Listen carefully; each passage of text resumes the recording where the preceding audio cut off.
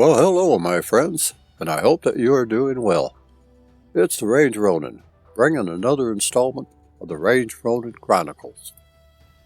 When I first reviewed the Ruger SR1911 lightweight, a few updates were made, but one final update remained. Stick with me, because I am going to tell you all about it.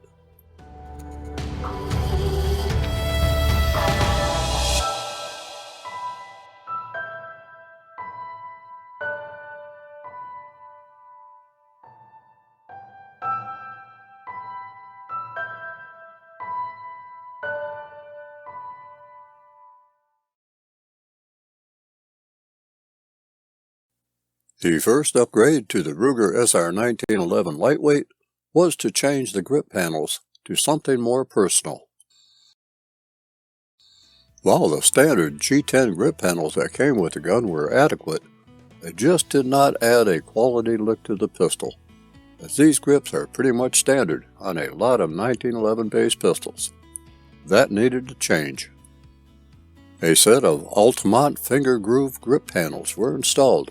That added not only a bit of class, but improved the gripping area with the addition of finger grooves.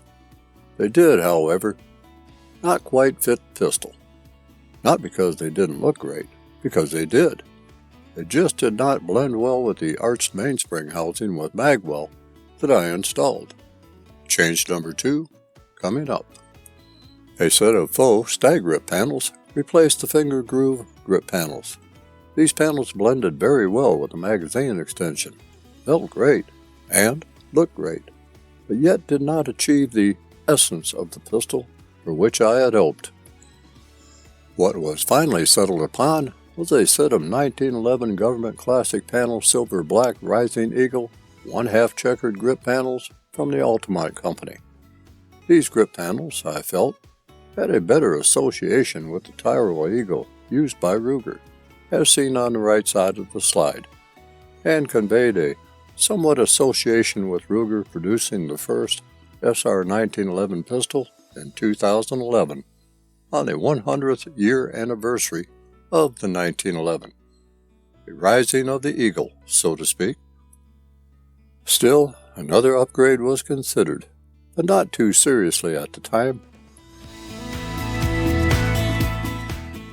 In the past, I had upgraded my Ruger SR1911 lightweight commander style with a full-length guide rod, not being satisfied with the accuracy that I was observing with the standard guide rod. The improvement in accuracy is duly noted and set aside in my brain. With the Ruger SR1911 lightweight, I had experienced the same, in my mind, lack of accuracy, or at least the accuracy that I had expected from the pistol. In the back of my brain, the use of the FLGR with the SR1911 lightweight commander style jumped to the forefront. I thought, why not try an FLGR on the SR1911 lightweight to see if I would notice any improvement in accuracy. A Wilson Combat one-piece FLGR was ordered, and here we are today.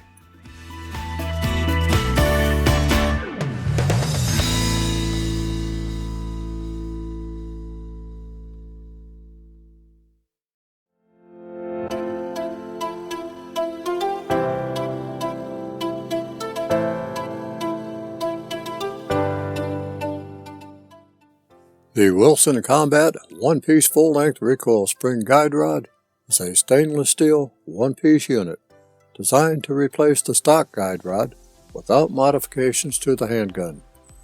A bushing wrench is required for removal and installation may require minor fitting. However, I found the latter not to be an issue, as the FLGR and guide rod bushing installed without minor fitting. Some say that a FLGR complicates field stripping and reassembly of the 1911. I have found that to be nonsense, depending on what type of FLGR it is. In some cases, a bent paperclip is needed, which is inserted into a hole in the FLGR that holds the recoil spring into place onto the guide rod, which can be removed as a captive unit. In some cases, a hex wrench is needed for 2-piece FLGRs to separate the two halves of the guide rod, as commonly found in Springfield Armory 1911s.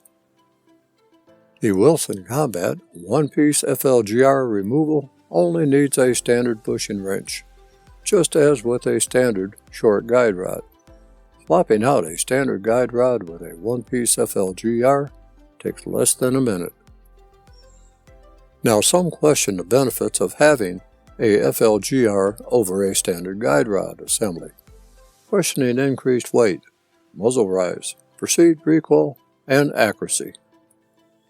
Well, there's only one way that I know of to validate or invalidate these questions, and that's to test them out myself, and that is coming up next.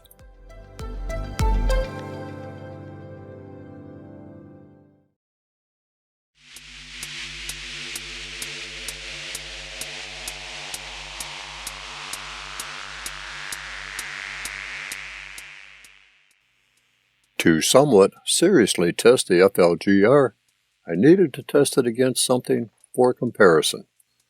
So, I am taking you to the range with me when I first shot the Ruger SR1911 lightweight with the standard guide rod. Then, I'll take you to the second part, shooting the SR1911 lightweight with the FLGR installed. You can judge for yourself regarding accuracy between the two.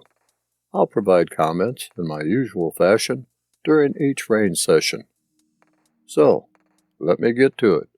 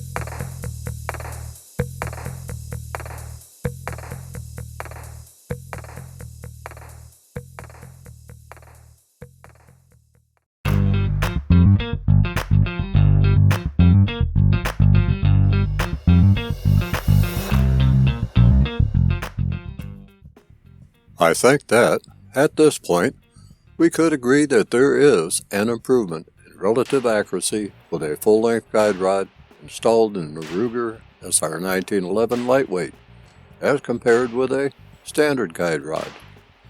While the Ruger SR1911 lightweight is not a tack driver, the addition of the FLGR gives me more confidence in its better combat accuracy, which is all I desire out of this pistol. I have experienced in the past better accuracy after installing an FLGR in several of my 1911 base pistols, and I was hopeful that installing one in the Ruger SR1911 lightweight would not disappoint me, and it hasn't. If you have a standard guide rod configured 1911, you may consider swapping that out with an FLGR, and with that I would say go for the one-piece FLGR. An FLGR is relatively inexpensive, and I think that the cost per benefit ratio is worth it. Well, as I end this review, I hope that you found it informative, and I hope to see you returning to the channel for my other video reviews. If you can take the time to click the like and subscribe buttons, and also share things with others, I would appreciate that greatly. Until we meet again, take care of yourself and stay vigilant, armed, and safe out there.